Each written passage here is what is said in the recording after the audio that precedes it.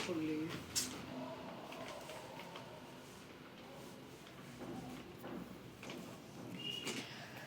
ಓಹೋ ಏನಮ್ಮ ಅಂತೂ ಇಷ್ಟು ದಿನಕ್ಕೆ ಕಬೋರ್ಡ್ ಕ್ಲೀನ್ ಮಾಡ್ತಾ ಇದ್ಯಾ?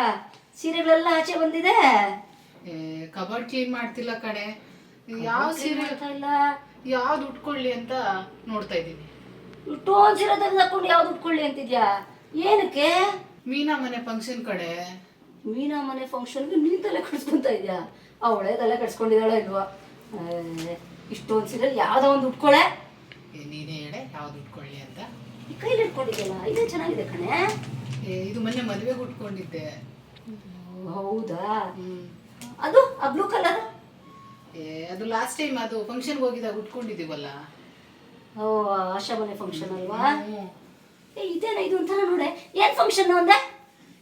ಮೀನಾ ಮನೆಯಲ್ಲಿ ಸತ್ಯನಾರಾಯಣ ಪೂಜೆ ಇದೆ ಅಂತೆ. ಓ, ಮತ್ತೆ ಚೂಡಿದಾರ ಹಾಕೊಂಡು ಹೋಗ್ಬಿಡು. ಅವ್ರ ಮನೆಗೆ ನೀನ್ ಯಾಕೆ ತಲೆ ಕಟ್ಸ್ಕೊಂತ ಇದ್ಯಾ? ಚೂಡಿದಾರ ಅಲ್ವಾ? ಹಂಗೆ ಮಾಡಲ್ಲ. ಸುಮ್ಮನೆ ಇರು, ಬೈಸ್ಬೇಕು ಅಂತ ಹಿಂಗೆ ಹೇಳ್ತಿದ್ದೀಯಾ?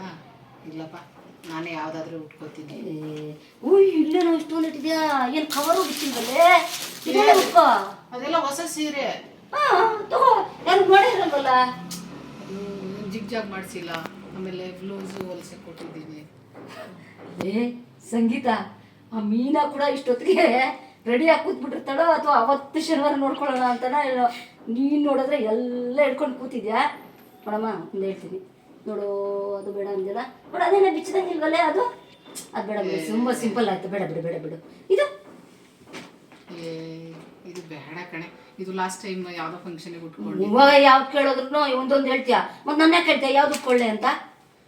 ಹೇಳೆ ಯಾವ್ದು ಉಟ್ಕೊಳ್ಳಿ ಅಂತ. ಫೈನಲ್ ಆಗಿ ಹೇಳ್ತಾ ಇದ್ದೀನಿ ನೋಡು. ಅದು ಚೆನ್ನಾಗಿದೆ. ಅದೇನೋ ಬಹಳ ದಿವಸ ಆಯ್ತು ಅನ್ಸುತ್ತೆ. ನಾನಂತೂ ನೋಡೇ ಇಲ್ಲ ನೀನು ಹುಟ್ಟಿದ್ದು.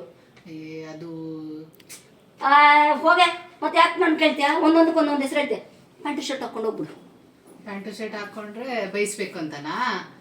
ಹೋಗೆ, ನಾನೇ ಯಾವ್ದಾದ್ರು ನೋಡ್ಕೊಂಡು ಉಟ್ಕೊಂಡು ಹೋಗ್ತೀನಿ. ಉಟ್ಕೋ. ನಾನು ಭಾನುವಾರ ನೋಡ್ತೀನಿ ನೀನು ಯಾವ್ದು ಉಡ್ತೀಯ ಅಂತ.